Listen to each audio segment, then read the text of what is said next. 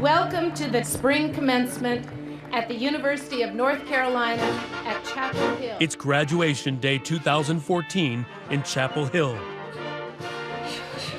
Faith Hedgepeth was supposed to have been here. She was supposed to have dressed in Carolina blue, waved triumphantly to her family, and basked in the achievement of a degree from the nation's oldest, and they'd say best, public university, and of course, a perennial basketball powerhouse.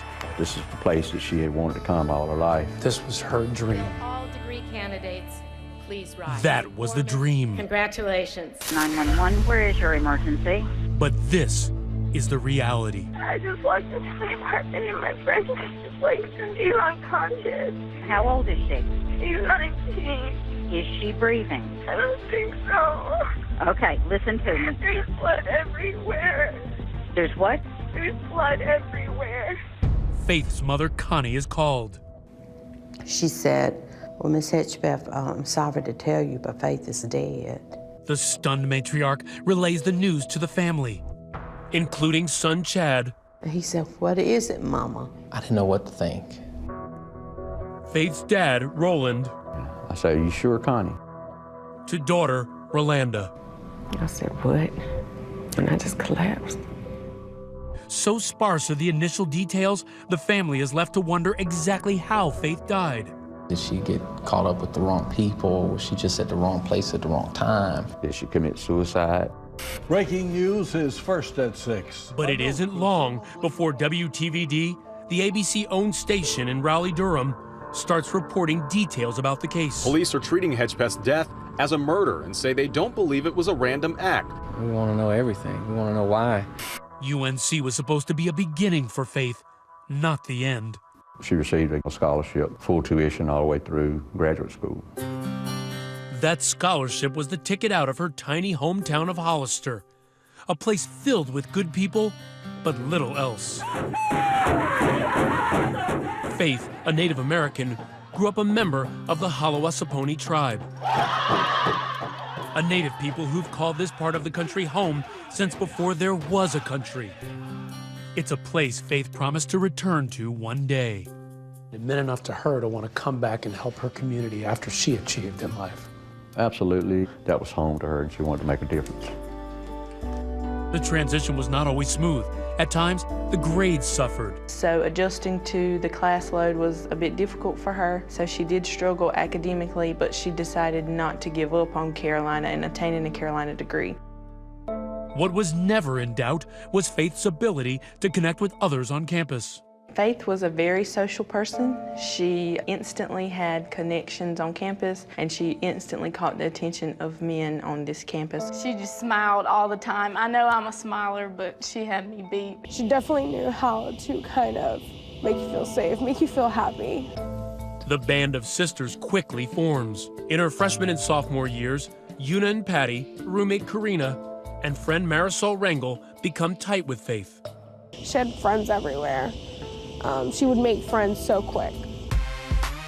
And there were plenty of other friends to make. Faith Hedgepeth hits the books by day and the social scene by night.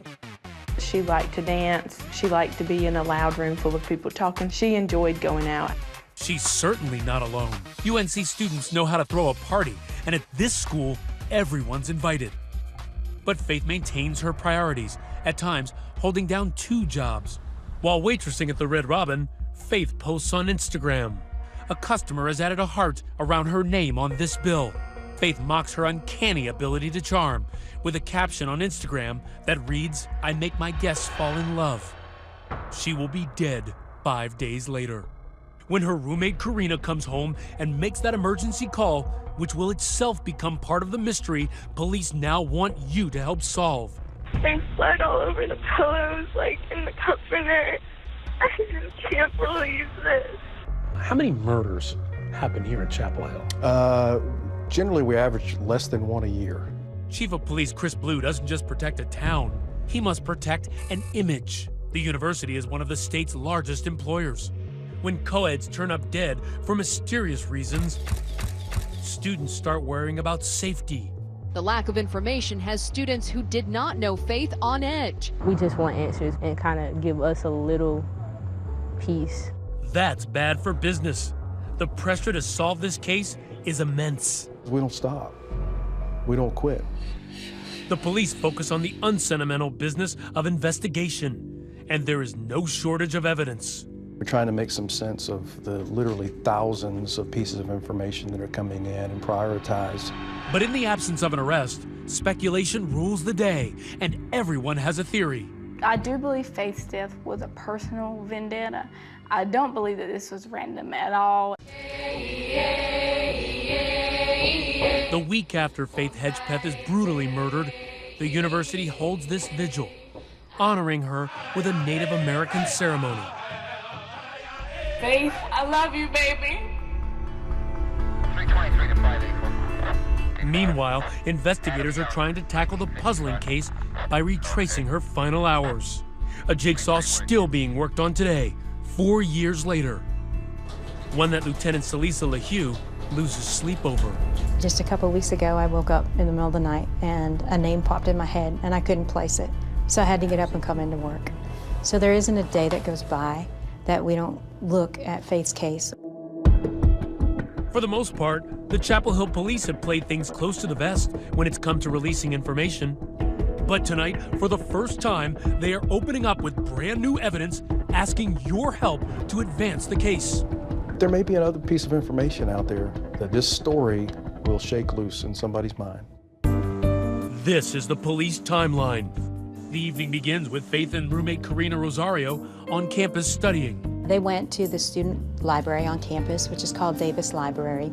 Faith steps out and pays a visit to the apartment of a male friend. Faith left for a short time and then came back to the library and picked Karina up, and they went back to their residence at Hawthorne at the View. Hawthorne at the View was the name of an apartment complex. This overhead shows exactly where the two lived. You have to follow the road all the way to the end to find it. They shared the second floor apartment, number 1502. Did you find any surveillance video from this complex? There was no surveillance from this complex. Inside the apartment for only 30 minutes, the teens are now ready for a night of dancing. Police say they locked the door behind them. About 10 minutes later, they enter the popular Thrill nightclub on Rosemary Street. Thrill is one of the common nightclubs that undergraduate students, particularly those that are younger than 21, can still get into. This security camera footage, never before seen by the public, shows an overhead view as the women walk into the club. That's one of the club's bouncers, escorting them inside. Oh, Thursday is popular college night for, I think, any college town, so of course it would have been super packed. What transpired in the club that night? It's impossible to tell from this camera. But less than 90 minutes later, Karina seems ready to call it a night. Yes, she did indicate that she wasn't feeling well when she left the club. That's Karina walking out first, followed by Faith. They spend a few moments talking to a man outside. By 3 a.m., the women are back at the apartment.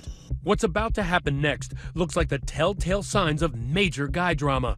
At least to this guy. There were a lot of men that liked Faith. There were a lot of men that liked some of the other young women in this case.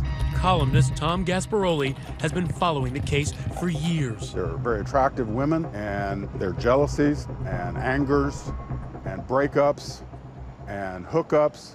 Around 3:30 a.m., records obtained by police show that there is activity on Faith's Facebook page. Faith is also texting this man, Brandon Edwards, seen here on his Facebook page. The text, "Hey B, can you come over here please? Karina needs you more than you know. Please let her know you care." So who is this guy? Brandon and Karina used to talk. I don't know if they dated, but they used to talk. Others have likened Brandon as a big brother figure to the women.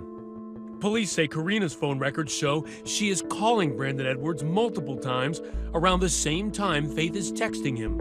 But there is no response. So Karina reaches out to someone else, UNC soccer star Jordan McCrary. Every day wake up, train, grind, and do it all again the next day. She texts Jordan, yes, to come and pick her up at Hawthorne at the View. Was Jordan her boyfriend? I would say he was somebody that she had a relationship with. Close to 4:30 a.m., Faith's roommate Karina leaves her apartment, gets in McCrary's car, and heads to his apartment. She says she left the front door unlocked. At that time, when she left the apartment, she knew Faith to be in bed, in the bedroom. When the sun rises over Chapel Hill, the party's over and school's starting. Karina needs a ride home to pick up a paper for class and then head to campus. When she can't reach Faith, she calls Marisol Rangel for a lift.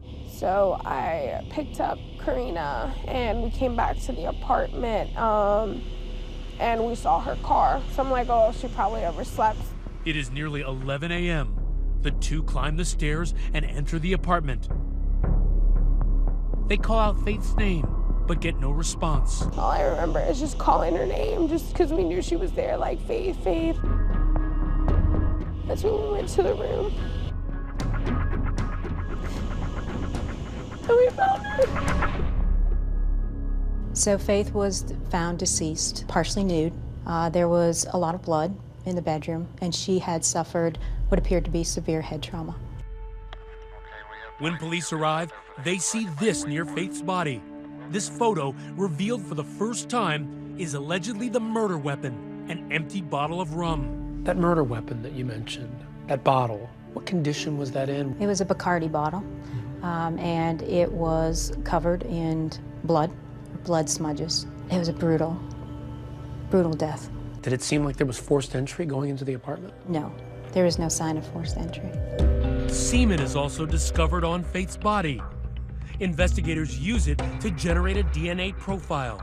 They're convinced that DNA belongs to the killer and that he may also have perpetrated a sexual assault. Is it more likely than not that she was raped? Yes. In the search for Faith's killer, that DNA profile will become sort of a glass slipper. But who will fit it?